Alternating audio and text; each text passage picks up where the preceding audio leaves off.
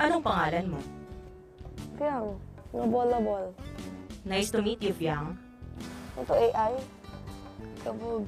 Oh, parang robot lang. Yun, same lang po yun. Para saan ginagamit ang AI? Feeling ko sa phone ko yun. May pagkain po kayo, madam. Suffer, gutom na ako. Ano ang solusyon sa gutom? Ano ang pagkain? Pagkain! Laman tiyan.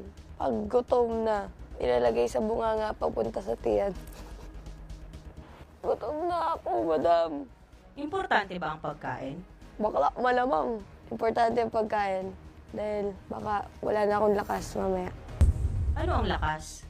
Bakla, wag ka na magtanong. Gutom na ako, wag ka na magtanong. Wala ka po bang pagkain dyan, madam? Nahingin naman ako, konti lang. Oh. Hindi kumakain ang AI. Hindi naman po ako AI, tunay na